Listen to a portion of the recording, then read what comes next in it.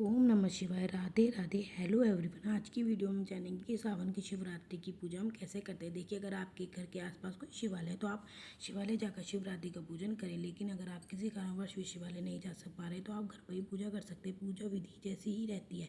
तो देखिए, अगर आप घर पर पूजन करें तो पहले जिस जगह भी आप पूजन करें उस जगह को आप साफ कर लीजिए। इसके बाद हम वहाँ पर चौकी लगाइए और चौकी पर आप पीले या सफ़ेद रंग के वस्त्र बिछा लीजिए। तो यहाँ पर मैंने चौकी लगा ली है। चौकी पर सफ़ेद का वस्त्र बिछाइए। इसके बाद फूलों का आसन देकर यहाँ पर शिव पार्वती को विराजमान करेंगे। और देखिए, गणेश जी भी फोटो में ही हो तो गणेश जी का पूजन भी आप यहीं पर कर लेंगे। अगर आपकी फ़ोटो में गणेश जी नहीं है तो आप गणेश जी को अलग से मूर्ति में ले सकते हैं। गणेश जी का पूजन बहुत ज़रूरी है, तो आप गणेश जी को ज़रूर विराजमान कीजिए। आप शिव परिवार को विराजमान करने के बाद फिर आपने एक थाली ली।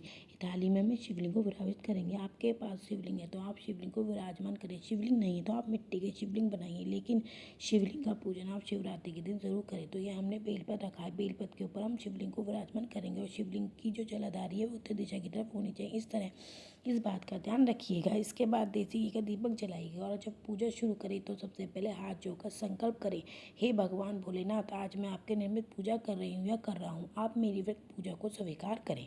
कोई कमी रह गई हो तो मुझे क्षमा करें, मेरी मनोकामना को पूर्ण करें। इस तरह से संकल्प करने के बाद फिर हम जल की छींटे लगाकर फोटो को विराजमान सभी देवताओं को स्नान के भाव से स्नान करा देंगे। शिवलिंग पर हम जल चढ़ाएंगे। जल चढ़ाने के बाद फिर हमें पंचामृत चढ़ाना है। तो दूध, दही, घी, शहद, शक्कर, पांचों चीज़ें हम चाहे तो अलग अलग चढ़ा दीजिए या आप चाहे तो एक ही पांचों चीज़ें मिलाकर पंचामृत बना सकते हैं। तो देखिए, यहाँ पर पंचामृत बना लीजिए या अलग अलग चढ़ा दीजिए। मैंने सारी चीज़ें अलग अलग चढ़ा के दिखा रही हूँ।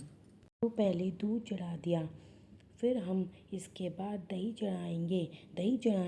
चढ़ाने के बाद फिर हम शिवलिंग पर देसी घी से मालिश करेंगे। देसी घी चढ़ाएंगे। देसी घी को अच्छे से चढ़ाने के बाद फिर हम उस पर शहद चढ़ाएंगे। शहद चढ़ाने के बाद फिर हम खांड का प्रयोग करेंगे। खांड ना हो तो आप चीनी का भी प्रयोग कर सकते हैं, शक्कर, जिसे शक्कर भी कहते हैं। इस प्रकार हमारा पंचामृत अभिषेक संपूर्ण होता है। पर अंत में हमें गंगा जल से स्नान कराना है। लास्ट में हम गंगा जल से शिवलिंग को स्नान कराएंगे। उसके बाद फिर हम शिवलिंग पर चंदन से तिलक करेंगे। चंदन से तिलक करने के बाद फिर हम जो शिव पार्वती की, गणेश जी की मूर्ति है उस पर हम चंदन से तिलक करेंगे। माँ पार्वती को हम रोली से भी तिलक करेंगे, क्योंकि माँ पार्वती सुहागन का स्वरूप है, तो हम उनको रोली से तिलक करेंगे। इसके बाद हाथ जोड़कर क्षमा प्रार्थना करेंगे। हमसे कोई भूल चूक हो गई हो तो माफ़ करना। अगर हमें कहीं लगता है कि हमसे कोई कमी रह गई है किसी चीज़ चढ़ाने में तो उसकी जगह पर हम चावल का अक्षत, जिन्हें अक्षत भी कहते हैं, उसको चढ़ा देंगे। इससे हमें किसी चीज़ की कमी रह गई हो तो वो के बाद हमें वस्त्र अर्पित करना है। वस्त्र के भाग से हम कलावा यानी मोली समर्पित करेंगे। माता पार्वती को हम चुनरी उड़ाएंगे। अगर आपके पास चुनरी नहीं तो सिर्फ मोली भी चढ़ा सकते हैं।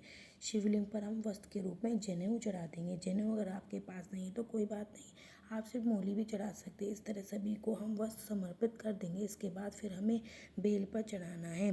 बेलपत्र कटा फटा नहीं होना चाहिए, साबुत बेलपत्र होना चाहिए। तो यहाँ पर हमने गणेश जी को, माँ पार्वती को, भगवान शिव शंकर को, सभी को बेलपत्र समर्पित कर देंगे। शिवलिंग पर भी हम बेलपत्र चढ़ाएंगे। तो शिवलिंग पर उल्टा बेलपत्र चढ़ाया जाता है, यानी बेलपत्र की चिकनी साइड शिवलिंग को स्पर्श होनी चाहिए। इस तरह हम बेलपत्र चढ़ाएंगे। इसके बाद फिर हम फूल चढ़ाएंगे। अगर आपके भगवान भोलेनाथ के लिए सफ़ेद रंग के फूल मिल जाए तो अति उत्तम।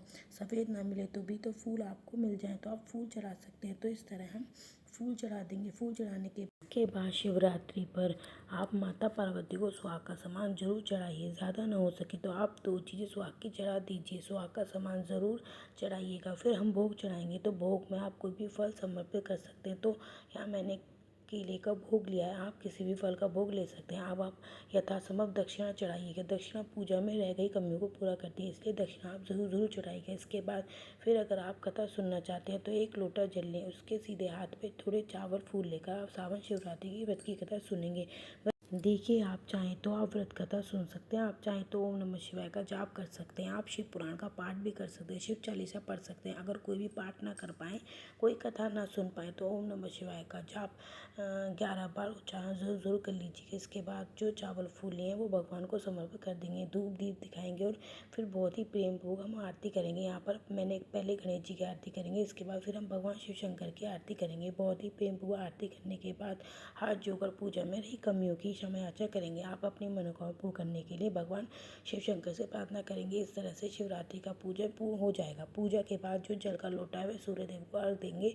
जो भी आपने भोग प्रसाद चढ़ाया वो सब बांट देंगे। जो आपने श्रृंगार का सामान माता पार्वती को चढ़ाया वो आप स्वयं यूज़ कर सकते हैं। जो दक्षिणा चढ़ाई वो हमें दान करनी है। आप जो भी अपने फूल पत्ते चढ़ाएं वो सब शांत हो जाए, वो एक गमले में डाल दें या किसी खाद के रूप में प्रयोग हो सकते हैं। इसके बाद पूजा के 4-5 घंटे बाद आप चौकी को उठा सकते हैं। इसकी तरह हम शिवरात्रि का पूजन करना है, हमें पूजन हमें किसी समय करना है तो देखिए, शिवरात्रि के दिन पूरा दिन शुभ माना जाता है। आप पूरे दिन में किसी समय भगवान शिव शंकर का पूजन कर सकते हैं। और वैसे भी शिवरात्रि के दिन सबका व्रत होता है, आप खाना पीना तो कुछ है ही नहीं, आप किसी समय पूजन कर सकते हैं। शिव शंकर का पूजन अगर शाम के समय प्रदोष काल में किया है तो पूर्ण अति शुभ प्राप्त होता है। आप किसी भी समय भगवान शंकर का पूजन कर सकते हैं।